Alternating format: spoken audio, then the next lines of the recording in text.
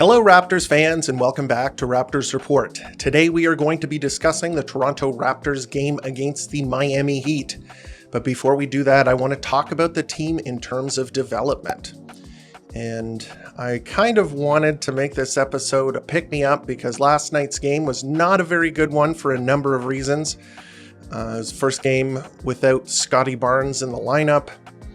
It was a pretty miserable experience, especially for the second half of the game. But I think that there are a lot of things to be happy about right now, and I know it may not seem that way. The Raptors haven't won many games this season. Their best player is injured. They just turned in a pretty miserable performance on the road against a not great Miami Heat team that they've already beaten. So might seem like there's not a lot to be optimistic about, but I think that I should remind all Raptors fans that this is a very young team.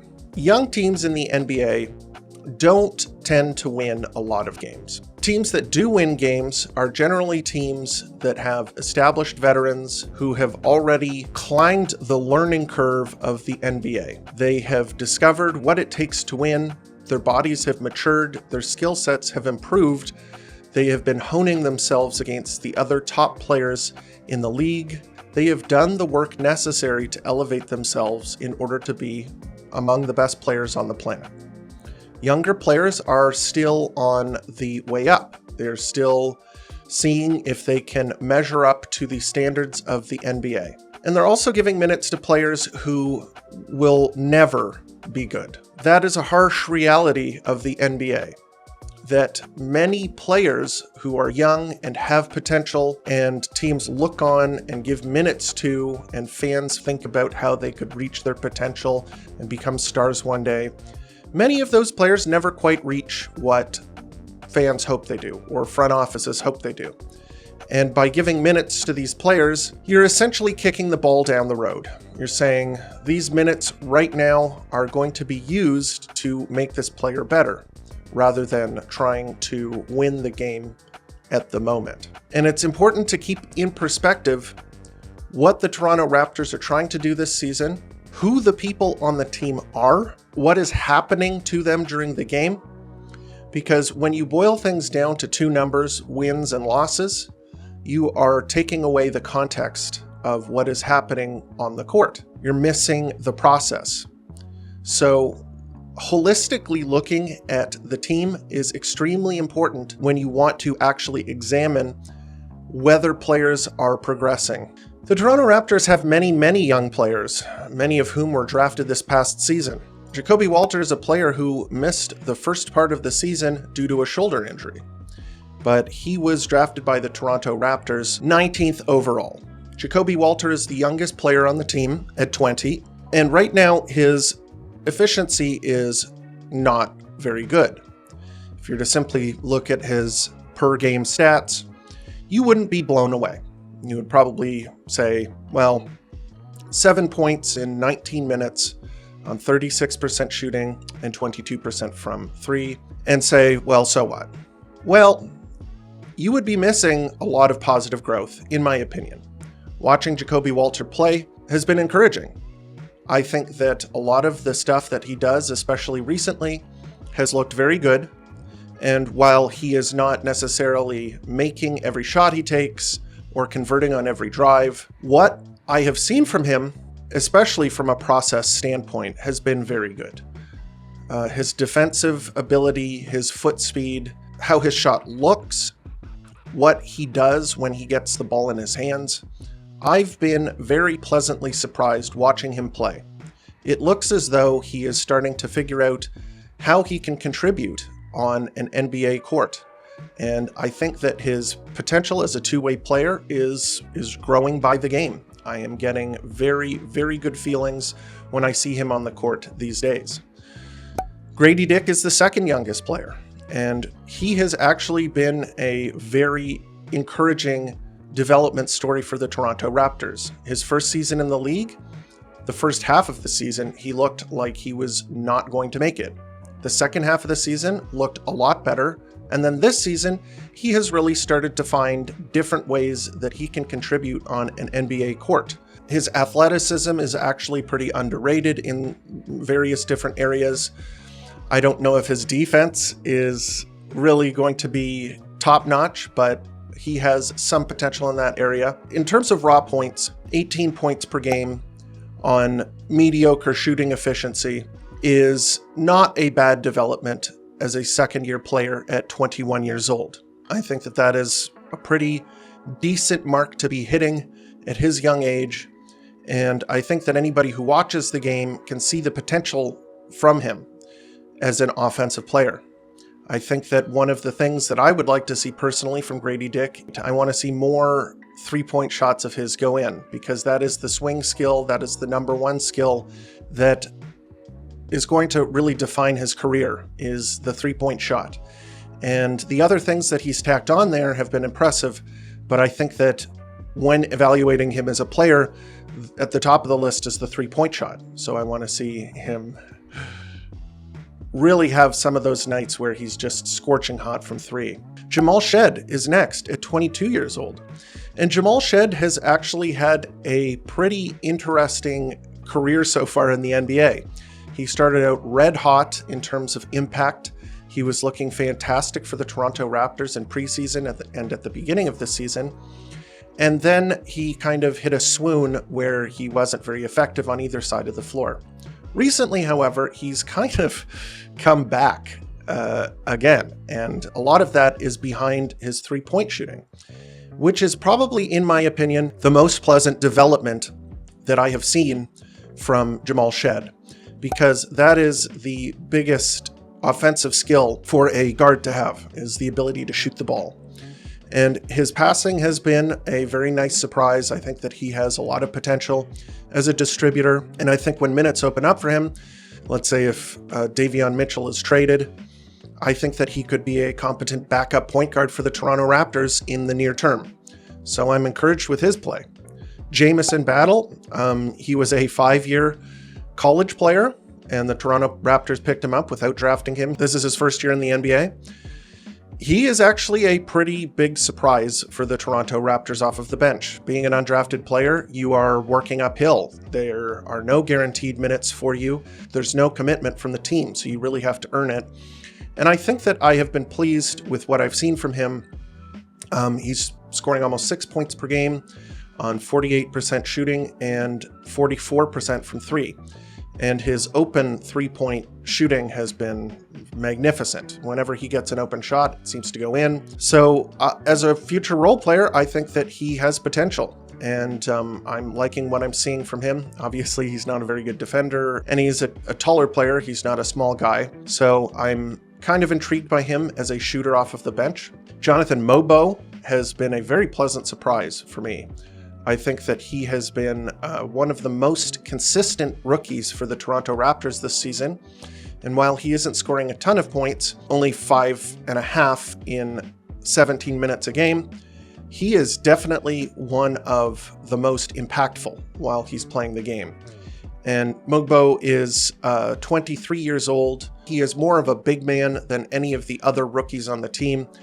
He has a unique skill set. I have compared him to Draymond Green in the past, maybe a little too homeristically of me, but his skill set is very tangible, and there's a reason that he has received so many minutes as a rookie, and it's because of his defense and his ability to get on the offensive glass and also be a ball handler in transition.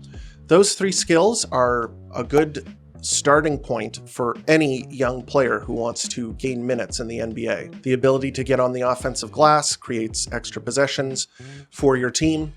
Playing strong defense like he did last night against Jimmy Butler is a very in-demand skill. Coaches love to scheme. They love to move the chess pieces around, and one of the most important things that they are thinking about is how to stop the other team's best players. So they are thinking about what person can I put on the floor in order to make this other player's life more difficult.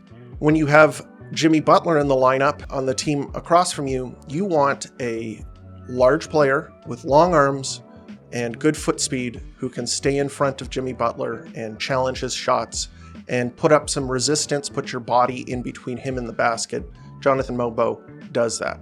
And in terms of other things that he brings to the court, he has good court vision. He is able to identify, especially if he's in a short roll scenario, how he can get the ball to his teammates. And all of this at just 23 years of age, this portends well. I think he's one of the best prospects on the Toronto Raptors. They drafted him 31st overall, and it's looking like a sensible investment to me, at least right now. And then the next youngest player on the team, and this is a very good sign, the next youngest player after Jonathan Mobo is Scottie Barnes. Scottie Barnes is only 23 years old. Scottie Barnes is already the best player on the Toronto Raptors. Scottie Barnes has a very tantalizing skill package with which to construct an NBA team around. And this is really the biggest reason to be excited as a fan of the Toronto Raptors. Large players who can handle the ball, score, make plays for others, and play good defense, and stand at 6'10", 6'9", 6'10", those players are incredibly rare.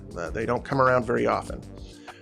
Scottie Barnes looks like he has the potential to do all of that. If you just want to read off of the stats, it's almost 21 points per game, 8.5 rebounds a game, 7.5 assists, 1.5 steals, and almost 1 block a game in 33 minutes. That is very impressive. There are not many players, I don't know if there is really anyone at 23 years of age that is doing that in the NBA. He is an incredibly tantalizing prospect because he isn't a finished product yet. He isn't already firmly established, that there isn't much runway left, but outside of that, you're not seeing the major growth steps that a player can take.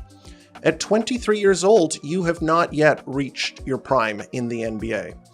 I've said this in other videos, but my belief is that your prime starts at around 25 to 26 years of age in the NBA and lasts until around 30, 31. That is generally that 5 or 6 year span is generally around where NBA players peak. And Scottie Barnes has not entered that yet as a pro, which is a very good sign as a Raptors fan. So just keep that in mind when you're thinking about the future of this club. The next oldest is Ochai Agbaji. And Ochai Agbaji has been one of the best reclamation projects that the Toronto Raptors really have ever gotten.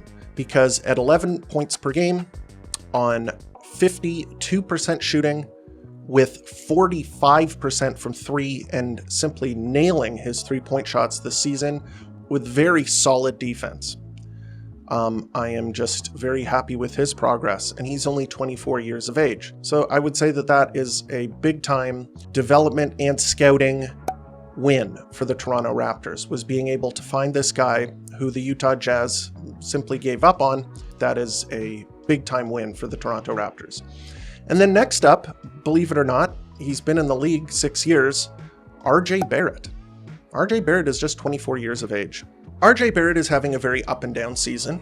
He has had absurdly high highs and extremely low lows, but averaged out in terms of, he is probably one of the most impressive players, especially statistically, on the Toronto Raptors. 23 points per game, almost 7 rebounds a game, 6 assists, on 45% from the field and 35% from three.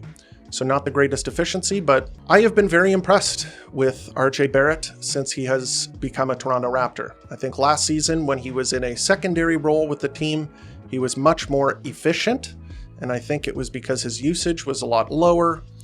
I think that he wasn't in the other team's scouting report as dominantly, but in terms of what he brings to the team, I don't think you could say that RJ has been anything less than a win for the Toronto Raptors. He was brought in as, I think, a negative asset, as a guy who was the price for picking up Immanuel Quickley, who was what I think the Toronto Raptors, they were after him first and foremost. And then RJ Barrett was the second player that they got back, but he has been definitely the more impressive of the two, simply, I think, because he has been able to play and Immanuel Quickley has not. RJ Barrett, at just 24 years of age, has made an impact on the Toronto Raptors. After that, you have Immanuel Quickley at 25. He hasn't played much. Then Davion Mitchell at 26. So Davion Mitchell is not an old player. He is just literally, as I was saying earlier, has started into his prime. He's averaging 27 minutes a game. He started a bunch of the games, especially as when Scotty Barnes was out with injury, and he is averaging 7 points per game, 5 assists a game, and he is playing very good defense. And his efficiency isn't very good. He's shooting just under 40% from the field and under 30% from three. So it's not as if he is kind of blowing the doors off from where he has been the past couple of seasons, but he is certainly a decent role player when you take into account for his defense. And then, of course, you get the veterans, the true veterans, Jakob Poeltl, who's 29, Chris Boucher, who's 32, and Kelly Olynyk, who is 33. And those players are the older players on the team. Those are the players that I would assume are not going to be with the club moving down the road. Jakob Poeltl is the most likely to remain with the team. But even then, as I've detailed in other videos, I think that there's a strong possibility he could be traded. And I think that when you look at the youth of the team and what we're getting from those players, there haven't been a lot of misses. It's not as if you can look at the players who have played and gotten floor time for the Toronto Raptors and you go, yeesh, wow, what a mistake they made bringing this guy in. We are seeing the process of growth. We are seeing the development of these players. We're seeing them get better. We're seeing them add to their games. Things should not be doom and gloom. When you have a young team, the priorities of the team are different than a team that is established, that is trying to compete. At the top of the list is probably not wins and losses. At this point in the season, priority number one, whether the coaching staff or the players or the fans want to admit it, the number one priority is development. So if that is the number one priority, then you have to watch the games.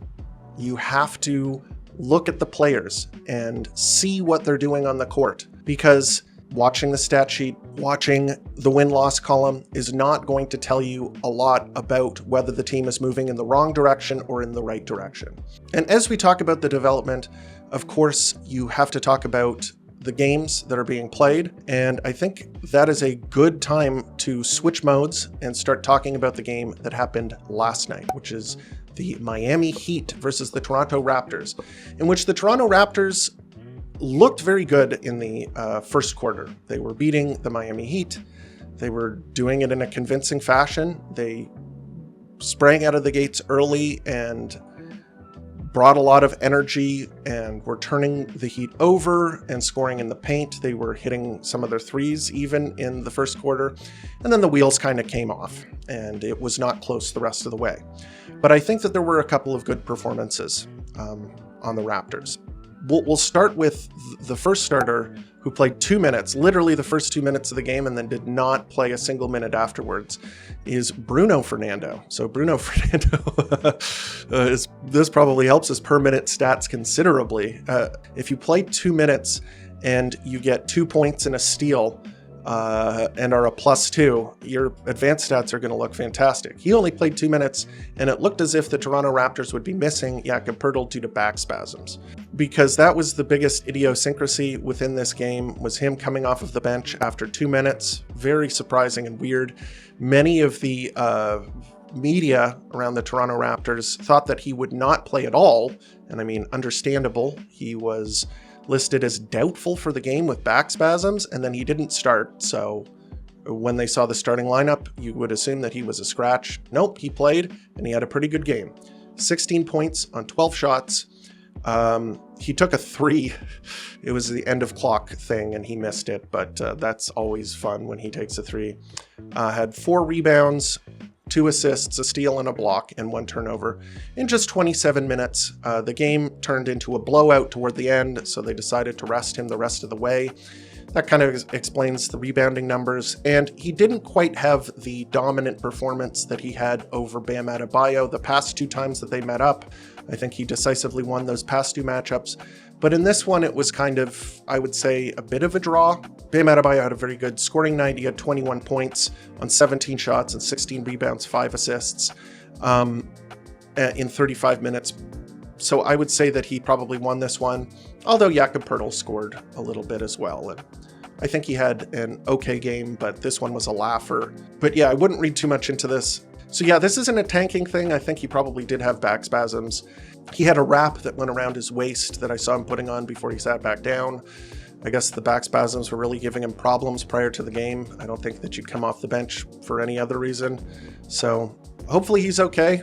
If he does have back spasms, you know, no big pressure to play big minutes for this guy. He's shown enough. I would just prefer to keep him healthy, especially if the idea is to trade him. So next up, I think the second best player of the game was Ochai Agbaji. Ochai Agbaji scored 13 points. He was 6 of 8 from the field. He hit a 3. He had 3 rebounds, 0 assists, 1 steal, and no turnovers. And the reason that I'm putting him second here is because I thought his defense was very good last night. Yes, the Raptors lost the game due to Tyler Hero. But if you watch the actual shot attempts and who Tyler Hero was scoring against, it was not Ochai Agbaji. Ochai Agbaji actually held Tyler Hero to, I believe, 40% shooting. I think that Tyler Hero missed 3 shots when Agbaji was guarding him and then made 2 shots on Ochai Agbaji. He is a good defender. He scored very efficiently last night, 13 points on 8 shots. Mentioned him in the first part of this video.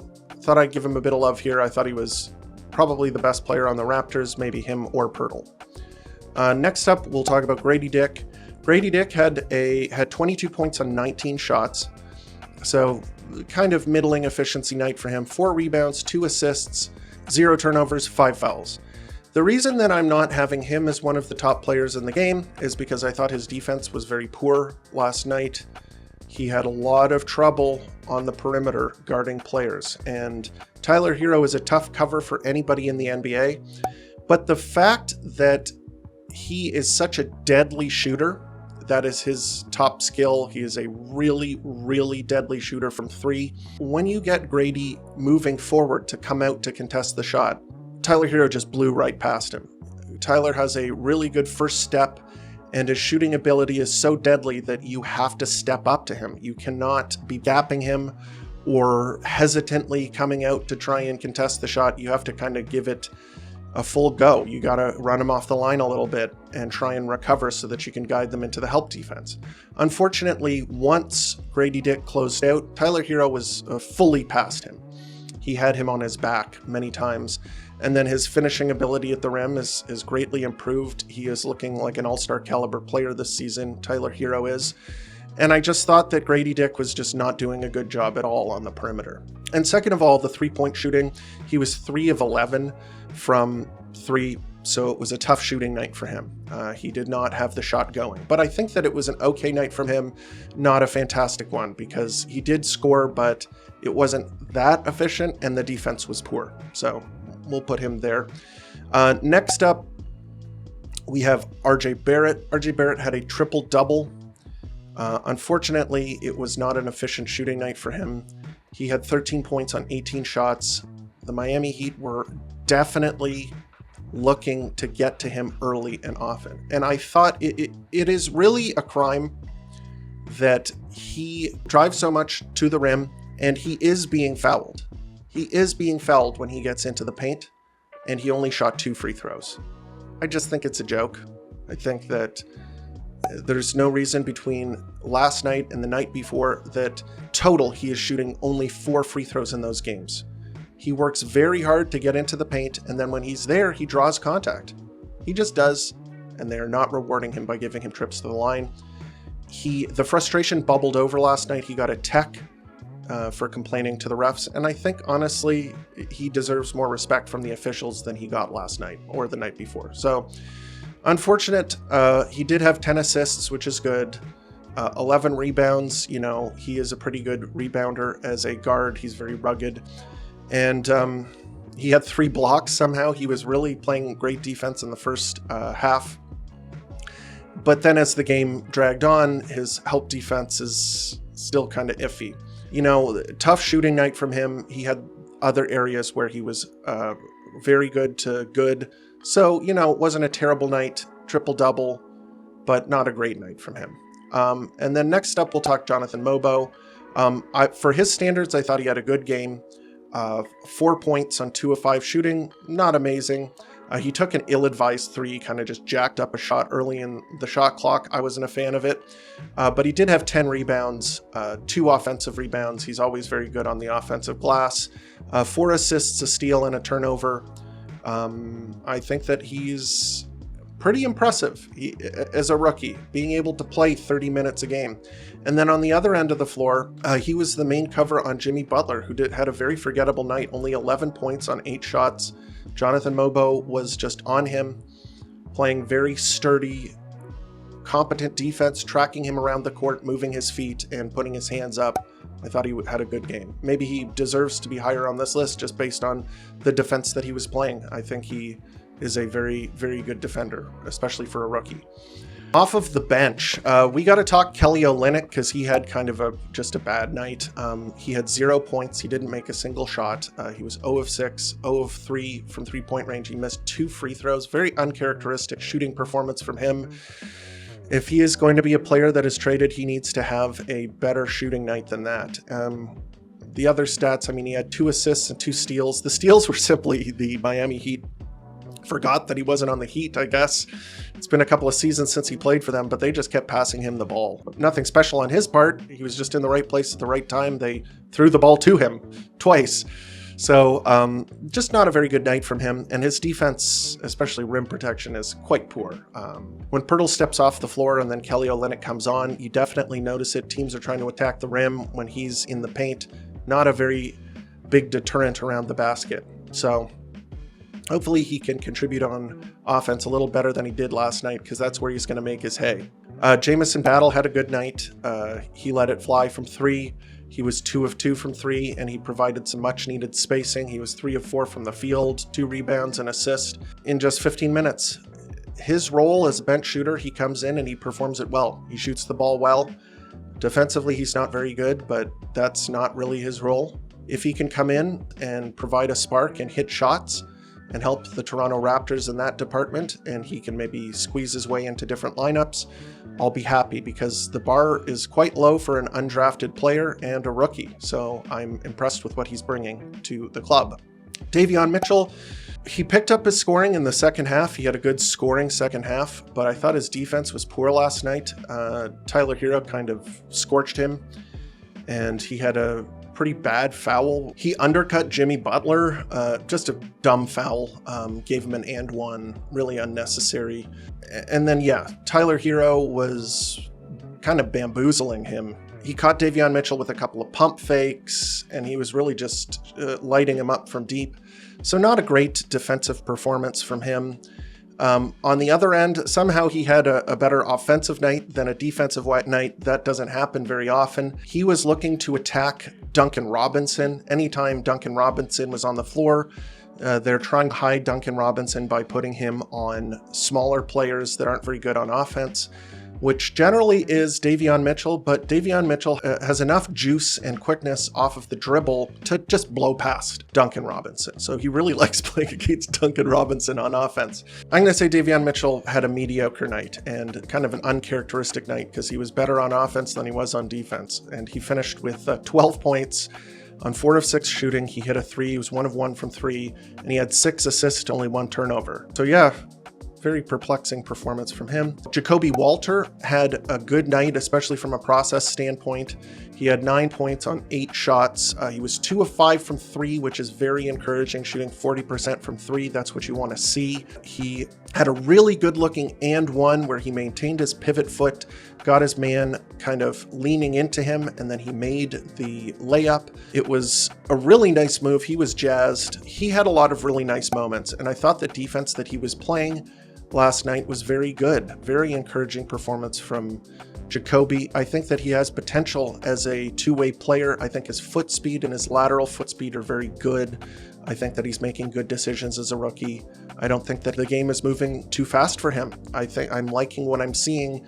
And then Jamal Shed, he continues to be shooting the ball pretty well. He was 1 of 1 from 3. He finished with 5 points. He only was listed with 1 assist, but I remember him making a couple of quite nice passes last night as well. I think that he runs the show pretty well, and he uses screens well too. I like it when he has the ball in his hands. The offense seems to hum pretty well. And that's the game. Pretty ugly game. The Toronto Raptors just fell apart in the second half. It looked like their compete level was very good at the start of the game. And then when things started going south, the wheels just completely came off, and it was not a very pretty night. It was a laugher at the end of the game. And it feels like the Toronto Raptors have had a lot of games where they fall behind early, so it looks like they are going to lose the game right off the bat, but then they fight their way back into it. And this was kind of the opposite. They started out very strong. They were leading the Heat, I believe, by 16 at one point. And then unfortunately, their lack of shooting was a huge culprit in this game. They really could not buy a three. They weren't getting foul calls. That has been a big problem with this team. Defensively, the team has a couple of guys that want to defend, and then a couple of guys who are either absent-minded, maybe don't have the best compete level on that end, and guys who are just maybe not very well equipped to play good defense. The Raptors have a mixed bag of players on the defensive end, and if you have a veteran team that are very well coached like the Miami Heat, they are going to go to the player that is hot. They are going to go to the good matchups where they feel like they can get a good scoring opportunity. The guy who is hot, the guy who could exploit those matchups is Tyler Hero. Tyler Hero, 23 points on only 13 shots. Anytime he was matched up against somebody he was comfortable with, so Grady Dick, Davion Mitchell, he was making it rain and getting into the paint and finishing there. Very tough night. Raptors did not seem to have it going after the first quarter, and hopefully there's not too many more games like this. I know Scotty Barnes is out, and maybe they're not feeling as confident as they were when he was in the lineup. There's a bit of a layover for the next game. The Toronto Raptors have a winnable game coming up. It was supposed to be a 7-game homestand, but the NBA kind of stuck this past game right in the schedule, kind of put a little wedge in between their home games. The Toronto Raptors are facing the Chicago Bulls next on the 16th. That should be an interesting game because the Chicago Bulls are not a very good team. They're not the worst team in the league. They have some veterans on their club, but they have been stuck in a mire of mediocrity for the past, 5 or so seasons, and it looks like they're not going to be able to pull out of it anytime soon. Zach LaVine is a very good offensive player, and he's been playing much better this season. He's stroking the three better than almost any other season in his career. Nikola Vucevic, I've never really been a fan of him. He's kind of like the anti-Jakob Poeltl because he's a very good offensive big that puts up these gaudy stats, but is a very poor defender. He doesn't seem to impact winning, even though he is putting up those stats. I'm not going to go too in depth on them. I think that they are a beatable club, even though the Toronto Raptors are obviously ravaged by injuries. So I'm looking forward to watching that one. I think it should be pretty close. And yeah, that's the video. What do you think? Are the Toronto Raptors doing what they should be? Are they ahead of schedule in terms of development? Or do you think that they have a lot more work to do? Are they on the right path? Let me know here in the comments and also on Twitter and Blue Sky, where you can reach me at Raps Report. I love talking to Raptors fans, love answering your questions, I love hearing your comments. Everything is very appreciated, and I look forward to reading what you guys have to say to me. And if you enjoyed the video, please leave a like and consider subscribing because that always helps. And as always, thank you for tuning in to Raptors Report, your source for in-depth Raptors content.